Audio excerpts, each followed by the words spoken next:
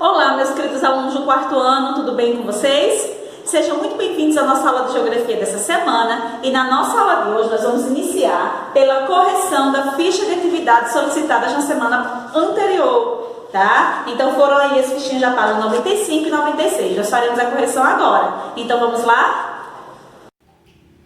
Olha só, turminha, a primeira questão dessa ficha de atividades, ele começa pedindo para a gente observar as palavras do quadro a seguir e encontrando-as no caça-palavras. Então, eu tenho elementos, plano, naturais, artificiais, ilustrativos e escala. Então, essas palavras vocês vão localizar aqui no caça-palavras. Eu tenho elementos aqui na vertical, tenho plano cruzando aqui, olha só, ilustrativos, tenho também artificiais, tenho naturais e, por último, eu tenho também o nome escala aqui na vertical. Então, identifique para saber se vocês fizeram direitinho. Segunda questão, preencha corretamente os espaços a seguir com as palavras que você encontrou no caça-palavras. Então, vamos lá.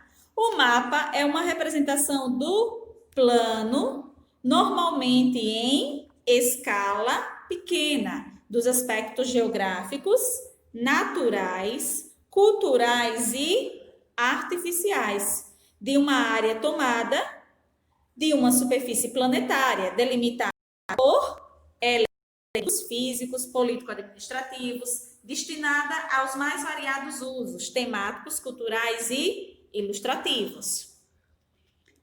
Terceira questão, escreva um pequeno texto sobre a importância que os mapas podem ter em nosso cotidiano. Então, essa aqui é uma resposta pessoal, tá? Cada um vai fazer o seu. Quem não fez, manda para mim que eu quero corrigir esse textinho. Mas aí vocês sabem que devem descrever as utilidades cotidianas. Para que serve o mapa? Para se orientar, para se localizar, traçar rotas e itinerários, conhecer previamente locais que se pretende visitar futuramente, entre outros usos que a gente pode utilizar. Além disso, gente, os mapas também podem ser utilizados para o uso profissional, que envolve o planejamento para a construção de grandes obras como rodovias, pontes, usinas de geração, tá? Então, existem diversas possibilidades aí de produção de vocês. E a quarta questão pede para que vocês expliquem e citem exemplos de elementos que aparecem no mapa. Então, eu posso ter aí elementos naturais e culturais. Exemplos, nos elementos naturais, vegetação, rios, elementos culturais, prédios, ruas, calçadas, tudo isso, tá, gente? E aí a gente finaliza a correção dessa fichinha. Então, turminha, agora que nós já corrigimos essa ficha de atividades, nós vamos para o conteúdo do livro, tá bom? Então, hoje nós vamos dar continuidade ao capítulo 1 do livro de vocês, onde ele vai falar um pouquinho como tudo cabe em um mapa. E aí? E depois ele vai falar um pouco sobre os elementos que compõem o mapa, identificar esses elementos que presentes no mapa, tá? Este conteúdo está entre as páginas 156 até a página 159, que é o finalzinho desse capítulo, tá bom? Olha só, meus amores, no começo aí, ele traz o seguinte questionamento. Como é que tudo cabe dentro de um mapa? A gente sabe que o território brasileiro é enorme, não é? As regiões também. Mas como tudo cabe em um pedaço de um mapa que às vezes, muitas vezes vem aqui no tamanho, por exemplo, numa folha do livro. E aí? Ele traz um exemplo, olha só, acompanhe aqui a leitura que a tia vai fazer com vocês, esse trechozinho que está destacado. Quando alguém pede a você para desenhar sua casa em uma folha de papel, você consegue desenhá-la do tamanho real? Isso não é possível, pois a folha é muito menor do que a casa, não é, gente? Então, o que você faz para que ela caiba na folha? Você reduz o tamanho dela e de outros elementos, como árvores, pessoas ou animais. Essa forma se assemelha à forma de como o mapa é feito. Entretanto, na criação de um mapa, utiliza-se técnicas especiais que tornam o trabalho mais preciso. Então, a gente consegue desenhar um mapa na vida real, do tamanho real do local, em uma folha dessa aqui, por exemplo, através de um recurso chamado escala. Escala é uma parte que compõe o mapa. O mapa que não tiver escala, ele não é um mapa correto, não é um mapa verídico, tá? Não é de verdade, ele é apenas uma suposição. Então, todos os mapas devem ter a escala. E onde é que fica a escala de um mapa, tia? Aqui a tia trouxe um exemplo de um mapa, onde ele destaca a região sudeste do Brasil. E a escala vai ficar aqui no cantinho, ó, Alguns vêm com identificação, como esse aqui que veio o nome escala, e outros não vêm esse nome escala, vem apenas a própria escala sem dizer o nome dela. Olha só, deixa eu te aproximar mais. Então a escala de um mapa, ela fica aqui. E o que é que a escala representa? Ela quer dizer que se eu pegar uma régua e medir 1 centímetro do meu mapa, de que está aqui na minha mão, na minha folha, ele corresponde a tantas partes que está aqui, tá? Então, a cada 1 centímetro equivale a 271 quilômetros na realidade.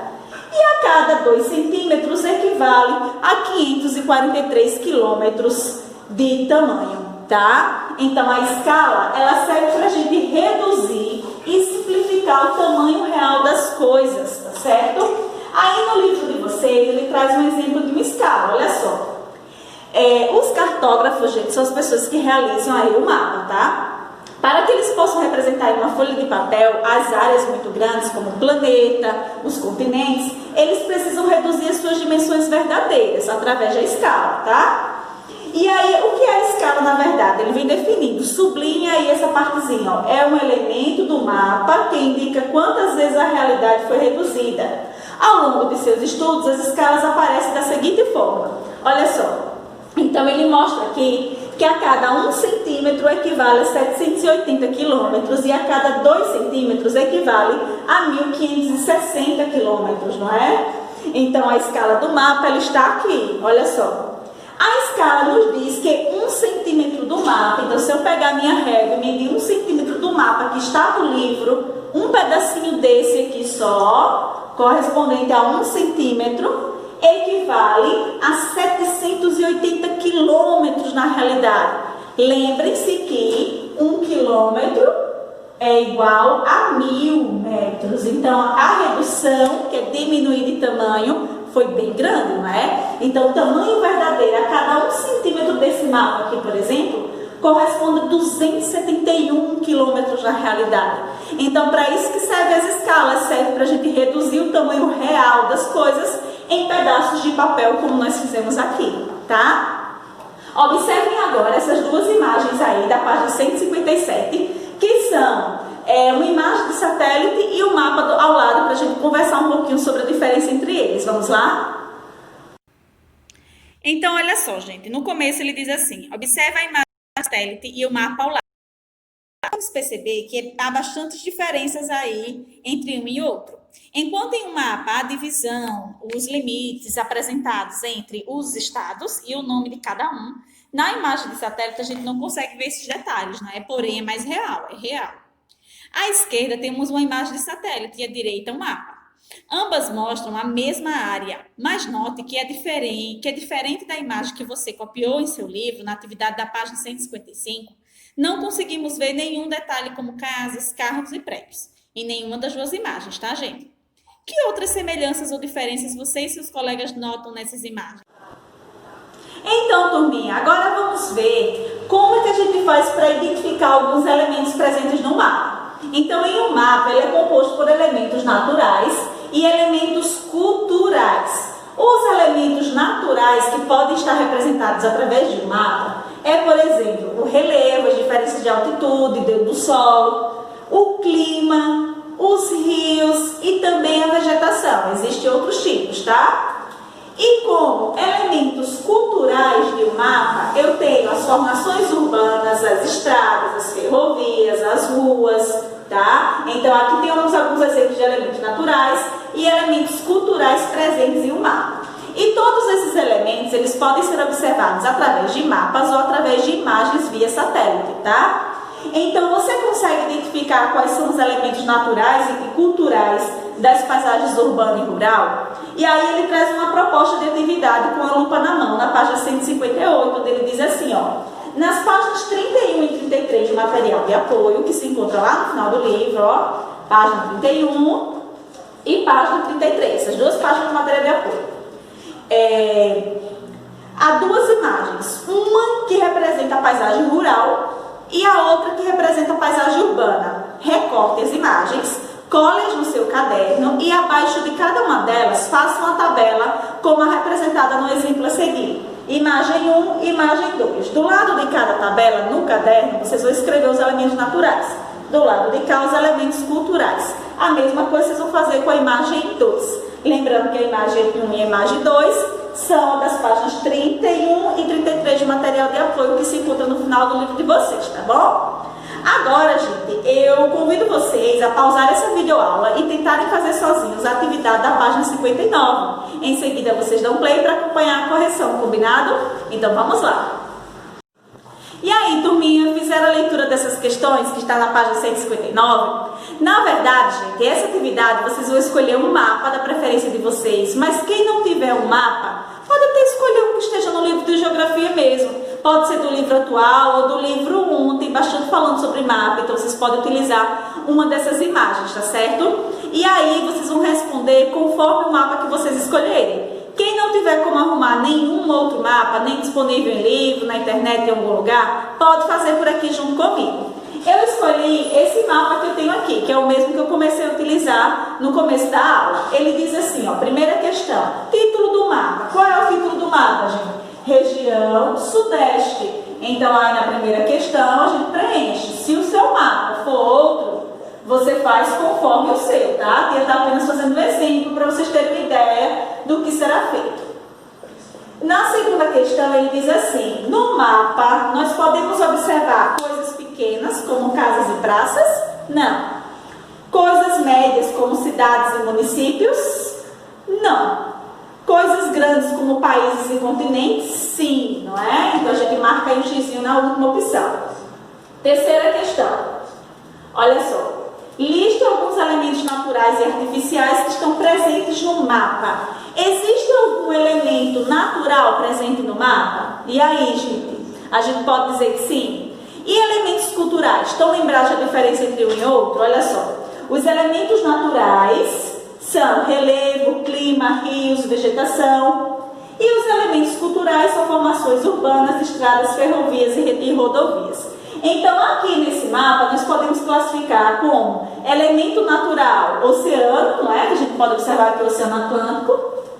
E como elemento cultural, ele não mostra as ferrovias nem rodovias, gente. Então, a gente vai colocar assim, ó. Elemento natural,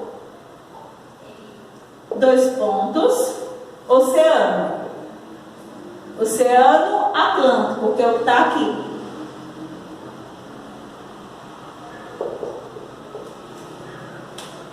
Caso utilize cores, descreva o que elas representam. Então, ele está descrevendo aí uma cor. A cor, ele está destacando a cor roxa no meio dos outros estados brasileiros. Então, ele está representando o quê? Os estados da região Nordeste. A cor roxa representa os estados da região Nordeste. Aliás, da região Sudeste, não é? E aí, na quinta questão, ele pergunta, o mapa utiliza símbolos para representar seus elementos? Então, aqui ele não utiliza símbolos nenhum, ele não tem a legenda, tá? E aí, vocês vão marcar o xizinho na opção do não. Esse exemplo, tá, gente? Mas o de vocês pode ser diferente. A sexta questão, caso utilize símbolos, destaque alguns e eles representam. Isso aí vocês podem deixar livre, no meu caso. Sétima, na sua opinião, qual é a principal utilidade do mapa pesquisado? Identificar os estados do Sudeste. Né? Identificar estados, eu vou colocar assim. Certo? Então, essas perguntas aí, elas vão variar de acordo com o mapa que vocês escolherem, tá certo?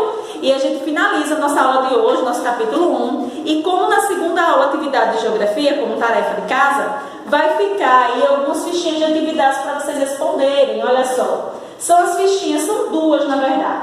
A fichinha da página 97 e 98 e a fichinha da página 99 e 100. São as últimas duas fichas do capítulo 1, tá certo? Então é isso, turma. Um grande beijo e até a nossa próxima aula.